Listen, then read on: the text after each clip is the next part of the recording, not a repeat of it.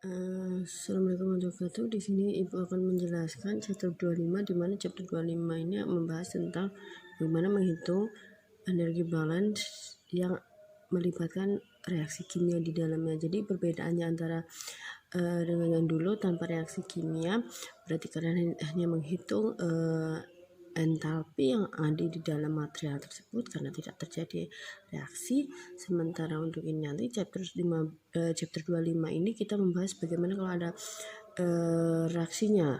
Perbedaannya nanti adalah seperti ini. Nanti kalian menghitung delta H reaksi juga. Delta H reaksi pada suhu 25 derajat Celcius adalah delta H reaksi standar.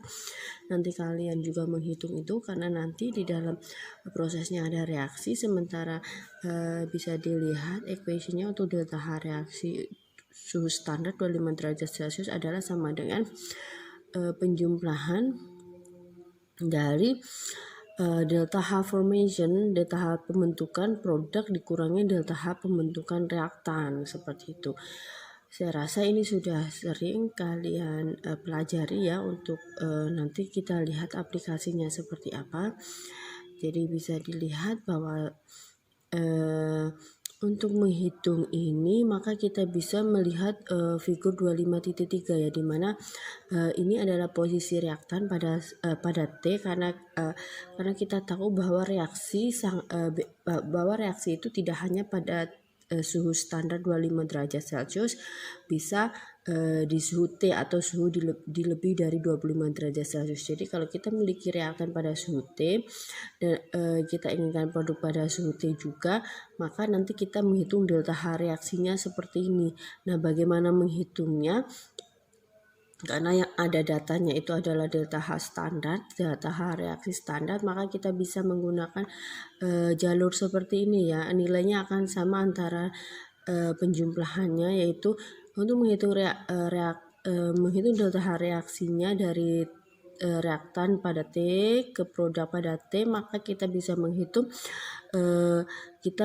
dulu nilainya itu dari pet 1 ke 3, jalur 1 ke 3 itu nilai delta H perubahannya adalah nilai entalpi pada suhu standar 25, ini kan dari T ke 25 ya, berarti delta H-nya adalah H pada 25 dikurangi H pada T tersebut, ditambah nanti ini ada perubahan bentuk kan reaktan ke produk, ini kan ini masih reaktan sama reaktan, jadi perubahan reaktan ke produk, maka ini nanti kalian menghitung delta H reactionnya pada suhu standar yang datanya sudah ada.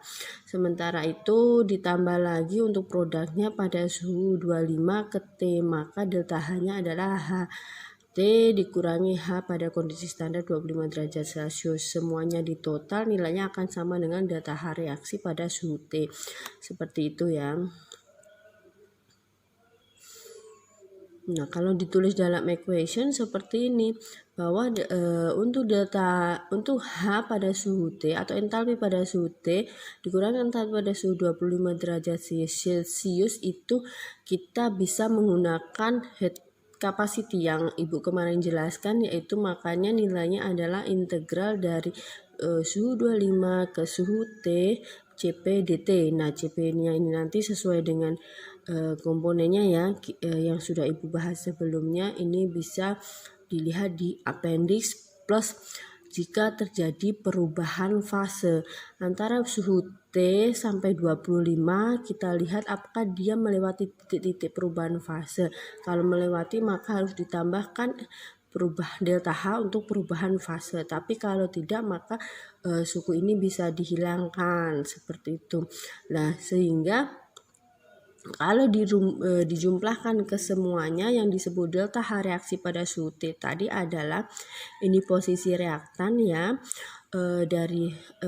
yang dari poin 1 ke 3 tadi, yaitu entalpi pada suhu 25, sigma entalpi pada suhu 25 ke suhu T ditambah delta H reaksi pada suhu 25 ditambah lagi yaitu entalpi produknya, yaitu sigma dari I ini produknya ada berapa gitu ya, sigma dari H entalpi pada suhu T dikurangi entalpi pada suhu 25, seperti itu. sehingga bisa ditulis menjadi equation 25.4 ini. Nah, seperti itu ya. Nah, ini nanti bedanya seperti ini kalau melibatkan adanya reaksi.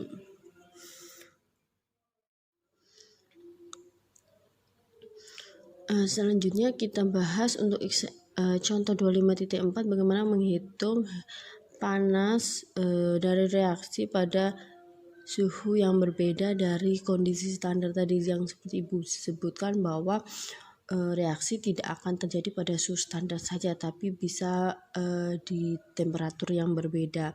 Nah, di sini untuk contoh 25.4 ada reaksi antara karbon dioksida dengan hidrogen menghasilkan air dan metan seperti itu.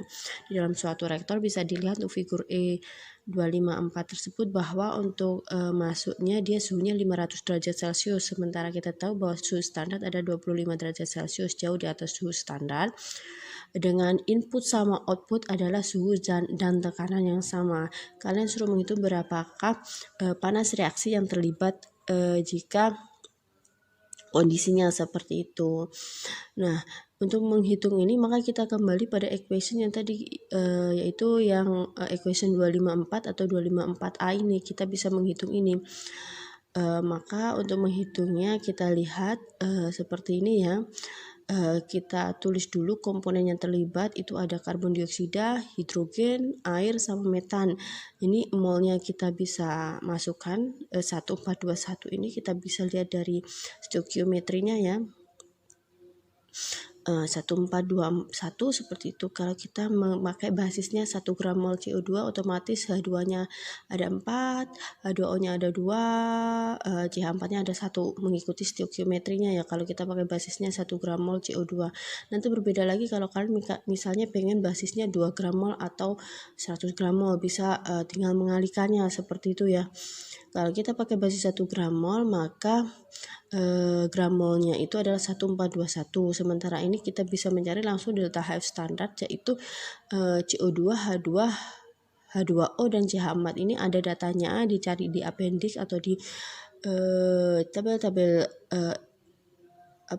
delta H formation. Ini banyak sekali, bisa kalian cari ya. Selanjutnya di sini adalah delta H dari suhu 25 sampai 500 derajat Celcius. Bagaimana menghitungnya? Ada angka seperti ini. Kalian menggunakan yang sudah Ibu jelaskan, yaitu menggunakan head capacity, yaitu integral dari 25 ke 500 N dikali CP dt-nya, seperti itu ya. Itu pakai equation yang ini ya. Jadi pakai equation yang ini kalian lihat dulu apakah antara suhu 25 sampai 500 itu tadi ada perubahan fase. Kalau perubahan fase, jangan lupa kalian tambahkan delta H phase change atau delta H perubahan fase atau delta H laten seperti itu. Nah, ini kalian bisa pakai cara yang Ibu jelaskan di video sebelumnya, panjang. Dan jadinya akan seperti ini. Masing-masing komponen dicari berapa CP-nya, dicari di appendix-nya, nilai A, B, C, D-nya. Nah, monggo dicari, habis itu nanti dihitung, ketemulah angka-angka seperti ini. Kalau sudah ketemu angka-angka seperti ini, tinggal kita masukkan ke dalam equation-nya. Untuk delta H reaksi pada suhu 25 derajat Celcius adalah sama dengan pengurangan delta H formation pada reaktan dikurangi delta H formation pada produk dikurangi reaktan, sehingga produknya itu H2O sama CH4 berarti 74. Ini kan 74 sama 241, ini adalah produk dikurangi reaktannya. Seperti itu, jangan lupa dikalikan masing-masing molnya, ketemu delta H reaksinya sekian. Habis itu kita mencari delta sigma tadi reaktannya di reaktan tadi itu 500, dari 500 ke 25. Ini ada 21 sama 13, ini bisa langsung 21 sama 13. Untuk ini yang 500 sampai 25,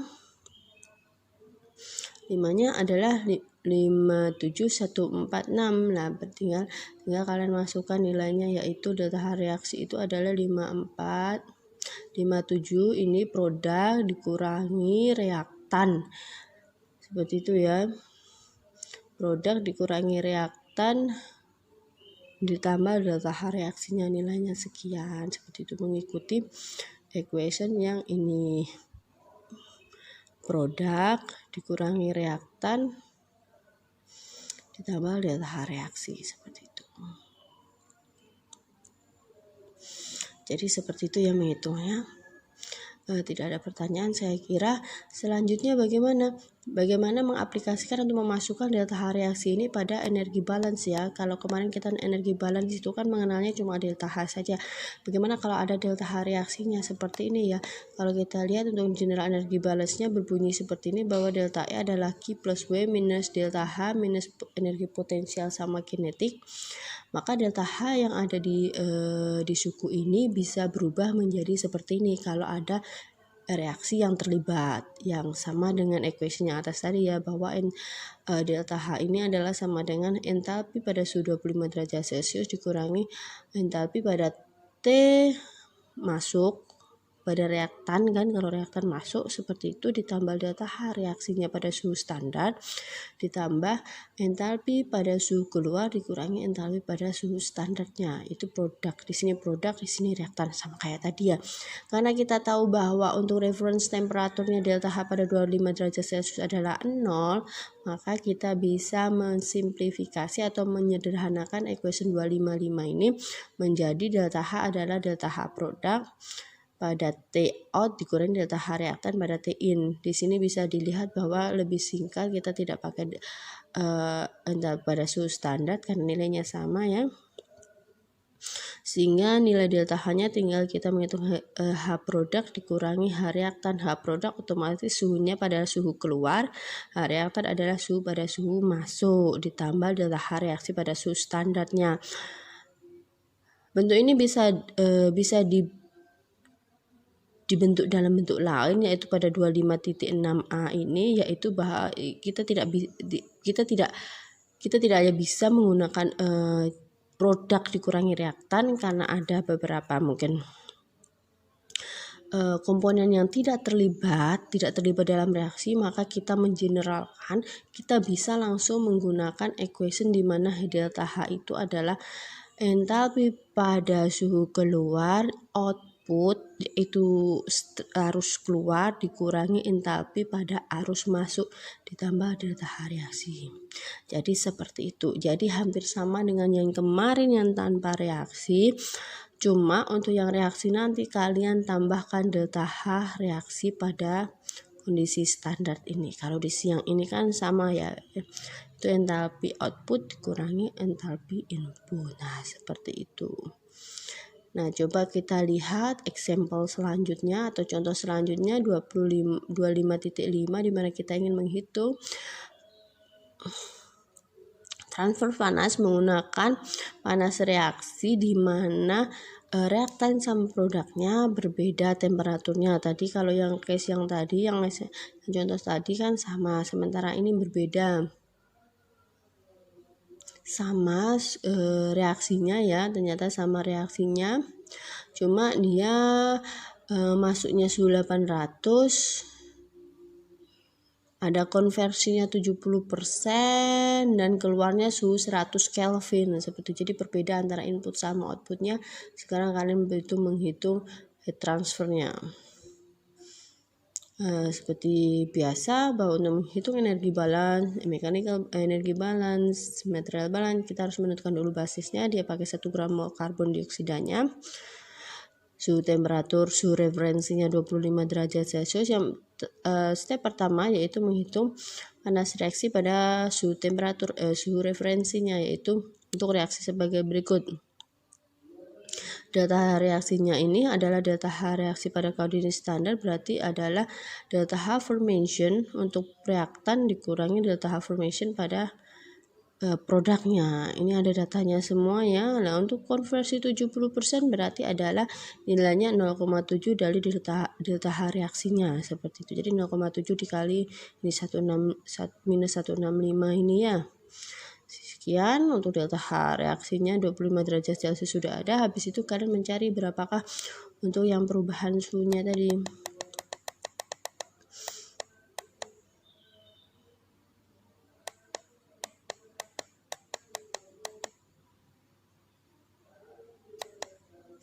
masuknya suhunya untuk masuk dia komponen CO2 sama H2 saja, untuk keluarnya ada H2, CH4, CO2 sama H2O. Jadi dia pakai yang nanti equation yang output dikurangi input, masuk keluar dikurangi masuk ya. Seperti itu, ini komponennya tidak ada masalah, ini gramolnya juga tidak ada masalah. Ini kenapa gramolnya sekian, ini mengikuti konversi yang 70% tadi ya. Ini suhunya dia CO2 nya 800, ini yang keluar 100 semua seperti itu. Ini H2O, H2 ini nilainya 0 ya untuk semuanya ya, entalpinya 0, sensibelnya juga 0 seperti itu. Sekarang kita menghitung ini sensible heatnya. Dari suhu 298 25 derajat Celcius ya ke T. Jadi kita pakai lagi tadi integral CP/dt yang menghitungnya. Ini ketemunya 22798, sementara untuk outputnya dia suhunya 100 sama pakai CP/dt masing-masing dihitung nilainya sekian. Nah, tinggal dikalikan dengan jumlah molnya, maka ketemu nilainya sekian, dijumlah input sama outputnya, tinggal Q energi balance-nya jadi Q sama dengan delta H saja, karena mungkin W-nya tidak ada, potensial kinetiknya diabaikan karena terlalu kecil, maka nilainya adalah Q sama dengan delta H. Q sama dengan delta H, makanya nilainya cuma 9, output tadi 97 dikurangi inputnya 22 ditambah delta H reaksinya, ketemu laginya adalah sekian.